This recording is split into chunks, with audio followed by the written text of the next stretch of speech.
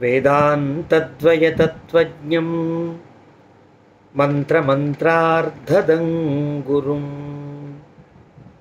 శ్రీమన్నారాయణాచార్య రామానుజయతిం భజే. భారద్వాజకులాబ్ధీందుం వేదవేదాంతపారగం శ్రీవేంకటార్య సచ్చిష్యం నృసింహార్య గురుం భజే.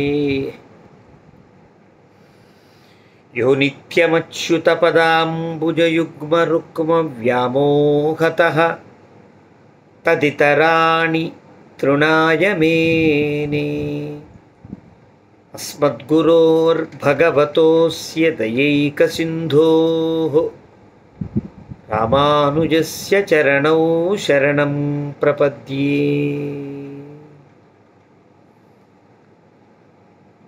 భగవద్బంధులారా, లోకంలో మనకి ఎన్నో బంధుత్వాలు ఉన్నాయి, ఎన్నో బంధాలు ఉన్నాయి. అన్ని బంధముల కంటే చాలా గొప్ప విలువైన మహత్వపూర్ణమైన బంధము ముగ్గురుతో ఉన్నది అని శాస్త్రం చెప్తోంది. ఎవరా ముగ్గురు అనేది కూడా వేదములు చెప్పాయి, శాస్త్రములు చెప్పాయి. రామచంద్ర మహాప్రభు రామాయణంలో స్వయంగా తాను చెప్తారు.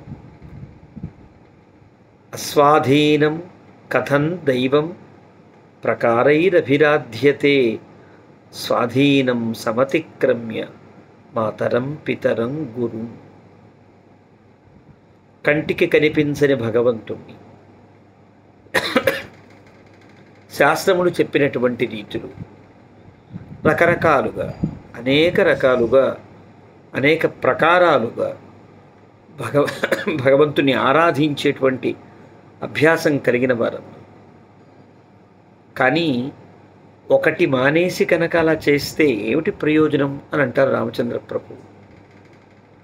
అస్వాధీనం కథం దైవం ప్రకారై అభిరాధ్యతే. అలా కనిపించని భగవంతుణ్ణి అనేక ప్రకారాలుగా పూజిస్తున్నారే. స్వాధీనం సమతిక్రమ్య మాతరం పితరం గురు. కంటికి కనిపించే దైవాలు తల్లి, తండ్రి, గురువు, ఈ ముగ్గురిని విడిచిపెట్టి, ఈ ముగ్గురిని ఆరాధించకుండా, ముగ్గురిని ఆదరించకుండా భగవంతుణ్ణి ఎన్ని ప్రకారాలుగా పూజిస్తే ఏం లాభం అని భగవంతుడైన రామచంద్ర ప్రభువే అడుగుతారు. అంటే తల్లికి, తండ్రికి, గురువుకు ఉండేటువంటి ప్రాధాన్యం ఎంత గొప్పదో తెలుస్తుంది. ఈ ముగ్గురిలో కూడా మళ్ళీ తల్లిదండ్రులు ఈ పాంచభౌతికమైనటువంటి జన్మను ప్రసాదించినవారు. కానీ గురువు ఆత్మికమైన, ఆత్మకు సంబంధించినటువంటి ప్రధానమైనటువంటి జ్ఞానాన్ని ప్రసాదించి జ్ఞానజన్మను ప్రసాదించినవారు.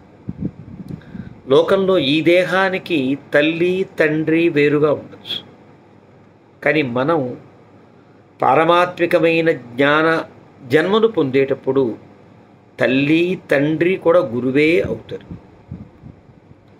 మంత్రో మాత గురుః పిత అని అంటారే, ఆ గురువు చెప్పే జ్ఞానము తల్లిగా, జ్ఞానోపదేష్ట అయినటువంటి గురువు తండ్రిగా భావించబడతారు. వారిద్దరికీ ఉండేటువంటి అభిన్నం, వారిద్దరూ ఒకటే కదా. వారి నుండి ఏర్పడేటువంటి ఆ మంత్రమే మనకి జ్ఞానాన్ని ప్రసాదిస్తూ, అలాంటి జ్ఞానజన్మను ప్రసాదించేటువంటి ఆచార్యుడు తల్లిదండ్రుల కంటే ఉత్తమంగా పరిగణించబడతాడు జ్ఞాన సముపార్జన క్రమంలో. ఈ లోకంలో ఐహికమైనటువంటి ప్రేయస్సునంతా పొందాలి అనంటే తల్లిదండ్రులు, ఈ జన్మని ప్రసాదించినటువంటి తల్లిదండ్రులు ఆరాధ్యులు. పారమాత్మికమైన లేక పారమార్థికమైనటువంటి జ్ఞానాన్ని పొంది తరించాలి అనంటే ఆ జన్మను, జ్ఞానజన్మను ప్రసాదించినటువంటి ఆచార్యుడు చాలా ప్రధానమైనటువంటి ఆరాధనీయుడుగా మనకు కనిపిస్తాడు. ఈ ముగ్గురు మళ్ళీని క్రమంలో చూస్తే తల్లి, తండ్రి, తర్వాత ఆచార్యుడు కనిపిస్తారు మనకి. ఈ క్రమాన్ని కూడా జాగ్రత్తగా పరిశీలిస్తే కనుక ఆ జ్ఞానాన్ని ఒక ఉపాధిని పొంది ఆత్మ జ్ఞానాన్ని పొందగలిగే అర్హతను పొందించే ఈ దేహం, ఈ దేహాన్ని ప్రసాదించిన వారు కాబట్టి ఈ దేహమే అన్నింటికీ సాధనము కాబట్టి దేహమే కదా అన్నిటికీ సాధనం అవుతుంది. జ్ఞానాన్ని పొందాలన్నా ఇదే, మరొకటి పొందాలన్నా సుఖాలు పొందాలన్నా ఈ దేహమే కాబట్టి ఈ దేహం చాలా గొప్పది. కాబట్టి ఆ దేహాన్ని ప్రసాదించినటువంటి తల్లిదండ్రులకి ముందుగా మొక్కి తరువాత ఆచార్యుడిని ఆరాధించమని మనకి శాస్త్రం ఒక క్రమాన్ని చెప్పింది. కానీ ఆచార్యుడే తల్లి, తండ్రి, దైవముగా భావించమని శాస్త్రములన్నీ, శాస్త్ర సారములన్నీ చెప్తాయి మనకి. కాబట్టి గురువు అనేటువంటి ఒక గొప్ప వ్యక్తి మన జన్మకు చాలా అవసరం, మనం తరించడానికి చాలా అవసరం.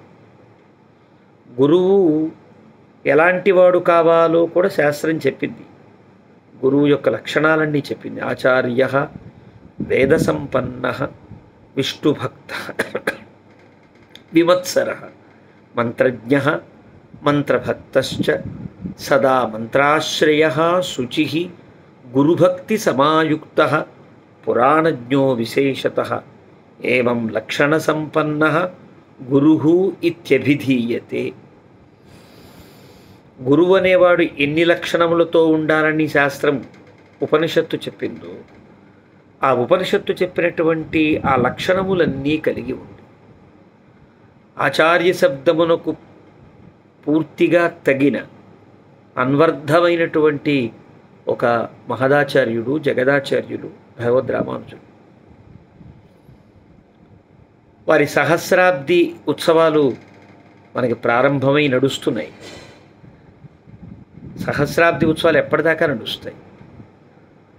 మనందరి లక్ష్యము, మనందరి చిరకాల స్వప్నము అయినటువంటి సమతామూర్తిగా భగవద్ రామానుజులు అక్కడ సుప్రతిష్ఠితులై అష్టోత్తర శత దివ్యదేశ మూర్తులతో పరివృతులై అక్కడ వేంచేసి ఉన్నప్పుడు ఈ సహస్రాబ్ది ఉత్సవాల యొక్క సంపన్నత కలుగుతుంది.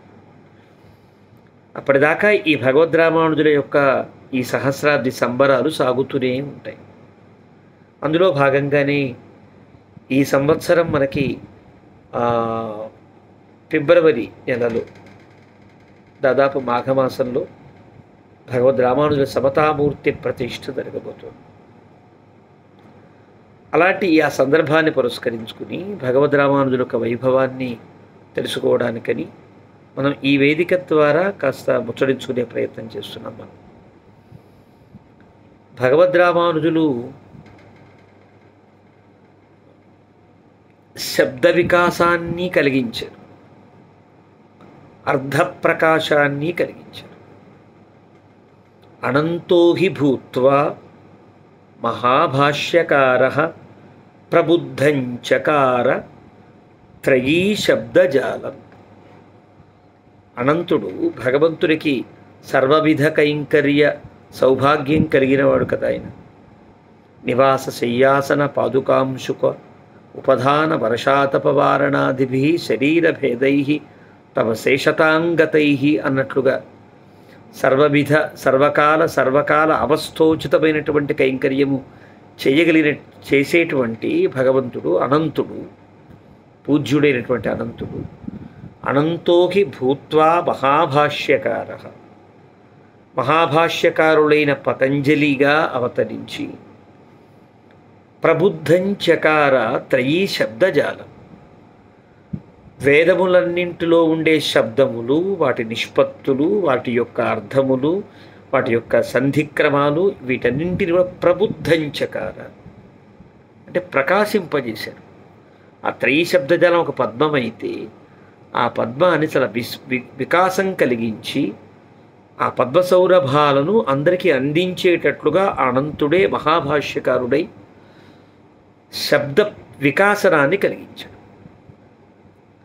మళ్ళీ పునఃసోయమాగమ్య శ్రీభాష్యకార, ఆ అనంతుడే మళ్ళీ శ్రీభాష్యకారుడై ప్రసిద్ధంచకార శృతే అర్ధమూలం, త్రయీ శబ్దజాలాన్ని ప్రబుద్ధం చేసినటువంటి మహాభాష్యకారుడై ఆయన అనంతుడే మళ్ళీ శ్రీభాష్యకారుడై ఈ లోకంలో అవతరించి శృతుల యొక్క అర్ధమూలములన్నింటినీ ప్రసిద్ధంచకార. అక్కడ శబ్దముల యొక్క శబ్దజాలాన్ని ప్రబుద్ధంచకార, ఇక్కడ శృతే అర్ధమూలములను ప్రసిద్ధంచకార అని అంటారు. కాబట్టి అనంతుడు భగవంతుని యొక్క సకల కళ్యాణ గుణములన్నింటినీ కూడా బాగా అర్థం చేసుకున్నటువంటి, అవగతం చేసుకున్నటువంటి మహానుభావుడు. అంటే భగవంతుడికి నిత్యసూరులలో ఒకరు కదా, నిత్యులలో ఒకరు కదా, భగవత్తత్వాన్ని బాగా గుర్తించిన వారు కదా. అలాంటి భగవంతుడైనటువంటి అలాంటి పూజ్యుడు, భగవత్ పరిచారకులలో అగ్రగణ్యుడు అయినటువంటి అనంతుడే మహాభాష్యకారుడై అవతరించి శబ్దజాలములన్నింటినీ కూడా త్రయీ శబ్దజాలాన్ని ప్రబుద్ధంచకార, ప్రబుద్ధతను కలిగించారు. తానే శ్రీభాష్యకారుడై అవతరించి, భగవద్ రామానుజులై అవతరించి శృతే అర్ధమూలం, శృతుల యొక్క అర్ధమూలములన్నింటినీ కూడా ఏది సారతమమైన అర్థము వాటిని ప్రసిద్ధంచకార, తమ భాష్యము ద్వారా, శ్రీభాష్యము ద్వారా లోకంలో ప్రసిద్ధం చేశారు మహానుభావులు. కాబట్టి ఆచార్యునిగా భగవద్రామానుజుల కంటే గురురితి పదం భాతి నాణ్యత్ర తస్మాత్, ఎక్కడ కూడా ఇంకెక్కడా కూడా గురువు అనేటువంటి పదం భాసిల్లదు. భగవద్ రామానుజుల సమక్షంలో, భగవద్ రామానుజుల విషయంలో అది సార్థకమై ఉంటుంది అని పెద్దలంతా సంభావిస్తారు. ఆచార్యులంటే భగవద్ రామానుజులనే కదా. ఈనాటికి ఎక్కడ మనం సమాశ్రయణాన్ని పొందినా మనం రామానుజదాసులుగానే భావిస్తాం. మన ఆచార్యులు భగవద్ రామానుజ పాదస్థానీయులుగానే భావిస్తాం. కానీ భగవద్ రామానుజులు మనందరికీ ఆచార్యులు. అసలు గురు శిష్య సంబంధంలో కూడా ఏ రకమైనటువంటి గురువుకు ఉండే లక్షణములు శాస్త్రములు చెప్పాయో వాటన్నింటినీ బాగా కలిగినవారు. శిష్యపరంగా చూచినా శిష్యుడికి ఏ లక్షణములైతే ఉండాలో ఆ లక్షణములన్నీ పరిపూర్ణంగా కలిగినవారు భగవద్ రామానుజులు. ఒక ఆశ్చర్యకరమైన అంశం, ఎక్కడైనా గురువులను ఆశ్రయించి ఆ శిష్యుడు చాలా గొప్ప ఉన్నతిని పొందుట అనేది సాధారణంగా జరుగుతుంది. కానీ ఒక శిష్యుడునే గురువులు ఆశ్రయించాలనుకోవడం ఎంత గొప్ప అంశమో మనం గమనించాలి. భగవద్ రామానుజుల కథని పెద్దలు ఎంతోమంది చెప్పారు మనకి. ఆ కథలో ఉండేటువంటి భగవద్ రామానుజులు తాను జ్ఞానాన్ని పొందడానికి తాను ఎన్నుకున్నటువంటి దత్తులుగా తనకి అందినటువంటి మహానుభావులు పంచాచార్యులు అని అంటామే, 5 ఆచార్యులు. వారిని ఆశ్రయించి భగవద్ రామానుజులు ఈ లోకంలో జగదాచార్యులై ప్రకాశిస్తున్నారు. వారు మనకు తెలుసు, మహాపూర్ణులు, గోష్ఠీపూర్ణులు,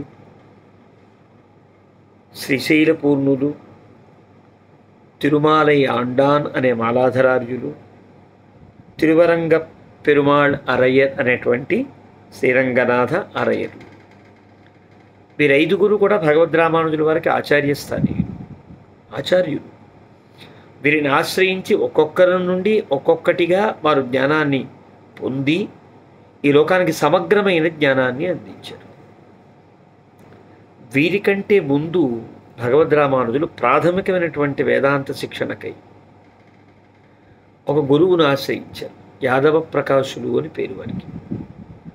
వారి దగ్గర వేదాంతాన్ని అభ్యసించే రోజులలోని వేదాంతములకు, ఉపనిషద్ వాక్యములకు అద్భుతమైన అర్థాలని ప్రకాశింపచేసి గురువులను సైతం విస్మయావిష్టులను కావించినటువంటి ఘటనలు భగవద్ రామానుజుల చరిత్రలో మనకు కనిపిస్తాయి.